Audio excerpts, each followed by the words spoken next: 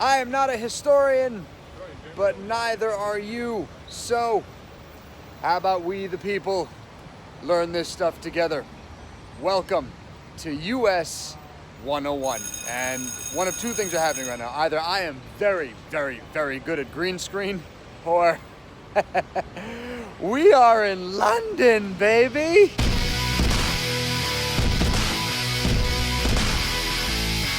That's right, guys. I am in London, England right now. Well, as you're watching this, I'm probably back in the States, very fast asleep due to jet lag. But I am currently in London, England, in the middle of it all, man. I am near an area known as Parliament Square. And Parliament Square pretty much sits in the shadow of Westminster Abbey, the Parliament building, Big Ben. I can see Big Ben. Well, I can see the scaffolding of Big Ben. You can't really see Big Ben anymore. It's under repair. And in Parliament Square, it's pretty cool, guys. They have all of these statues commemorating some very, very famous historical figures. Many of them prime ministers, former prime ministers of England, including, of course, the British Bulldog himself, Winston Churchill.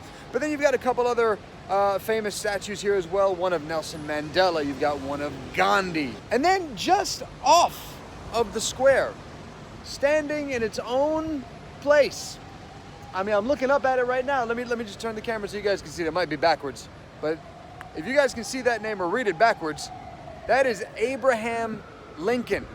Lincoln has his own statue here in the middle of London, England. Now, real quick, before we get into why Lincoln has a statue in London, you should know that if you do come to London and you do come across a statue, you should know that it is actually a replica. All right, it's not the original statue of Abe Lincoln. The original version of this statue is actually in Chicago, in the Lincoln Park neighborhood. So you can go to Chicago first, go take a look at the original statue, then you can come to London, if you really want to take the trip, to see the replica. Now, this statue is actually a gift from the United States to Britain in 1920. It was unveiled in, I believe, June of 1920. But originally, it was supposed to be unveiled in 1914, but that was postponed for a specific reason.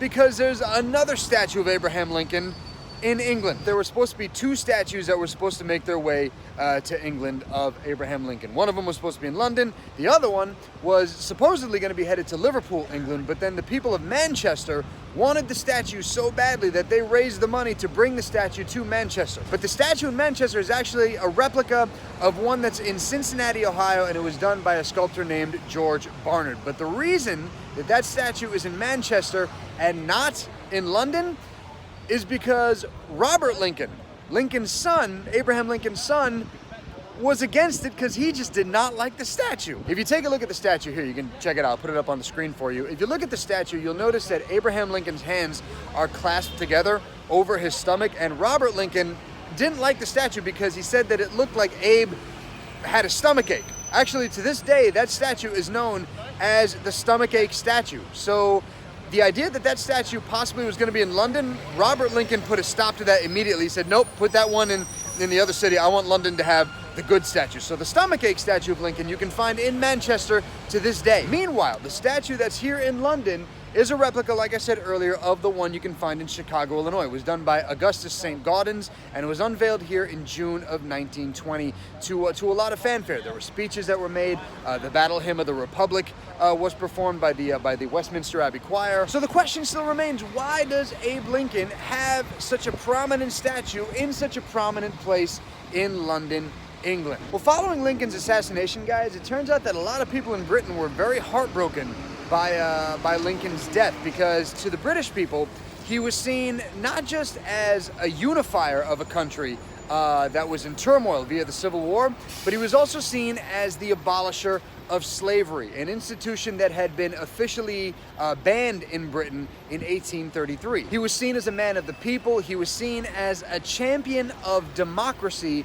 amidst a time of turmoil when the United States was being torn apart via the Civil War. Amidst everything that was going on, he still stood tall for democracy. The British people saw that in Lincoln, admired that in Lincoln, respected him, and that is why they were more than happy to accept a statue of Lincoln and have it unveiled here in London, England in 1920. Now, even though Lincoln's statue has a very distinguished place of honor near Parliament Square, near statues of other greats in history, this is not the only statue of a United States president in England. You can also find statues in England of Washington, of John F. Kennedy, a bust of John F. Kennedy, Dwight D. Eisenhower, Franklin Delano Roosevelt, and Ronald Reagan. So yeah, even when you come to England, you can still find American history peppered throughout its streets. And that is it for this episode of US 101, guys. Thank you so much for hanging out with me today. Really do appreciate it. I wanted to do a little bit something when I was in London. I was like, okay, I gotta do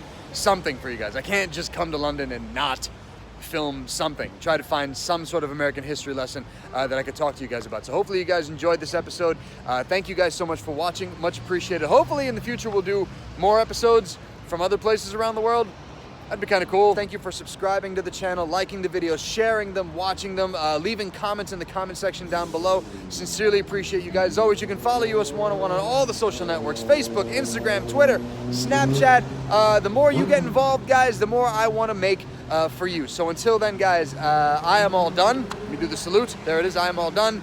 And I got to find a pub nearby. I mean, I've been to many pubs, but I got to find a pub nearby because I need another drink.